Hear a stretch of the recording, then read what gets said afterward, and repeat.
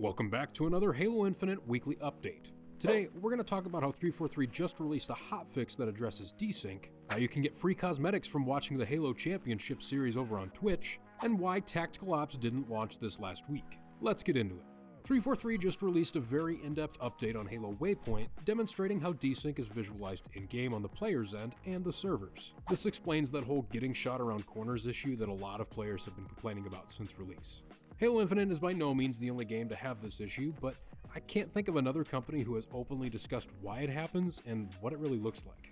As you can see in these images, even though a player appears directly in front of you, according to the server, they could actually be behind you, on your left, on your right, really anywhere. This is why your melee won't always connect, or why you'll get backsmacked when someone is literally in front of you.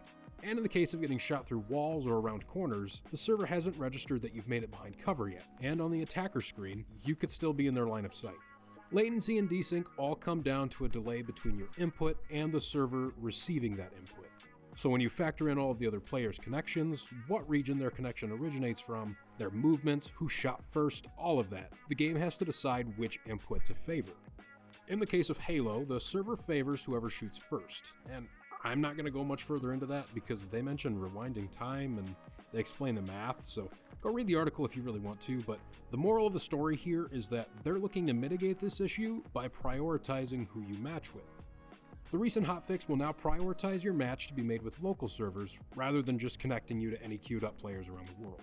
The reason why this is a good step towards fixing desync is because the more distance between you and who you match with, you likely increase the amount of ping that your server is experiencing, and high ping is bad. But by prioritizing local servers for your match, you'll be seeing much lower ping, and lower ping is good.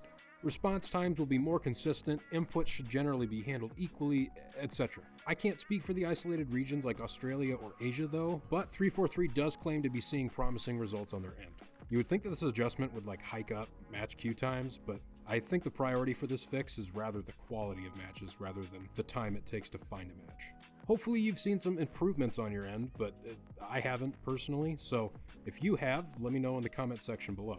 If you haven't already, be sure to log on to Twitch today to claim your free HCS weapon skins, nameplate, emblem, and a free pose. To get all of these free rewards, you'll need to connect your Xbox profile to your Twitch profile, which is super simple. I'm actually going to be linking a Halo support post down in the description for a more in-depth breakdown of that process. You can watch any stream today with the drops enabled. However, yesterday I saw people commenting in the chat for the HCS Twitch stream that it wasn't actually awarding progress for the drops at the time. I'm not sure if this was just a bug yesterday for some users or if the HCS Twitch stream just didn't have drops enabled at the time, but I don't know, about 10 minutes in, make sure that you're actually getting progress. I earned all the weapon skins yesterday while watching the Halo Twitch stream, but as long as you're watching a streamer that has drops enabled, you should be fine. But like I said, just check and make sure you're getting progress, because you don't want to waste hours of your time just sitting there and actually not getting anything. I know, it was definitely a bummer that Tactical Ops didn't launch this week, and honestly, if you've maxed out your battle pass, kind of left us with nothing to do.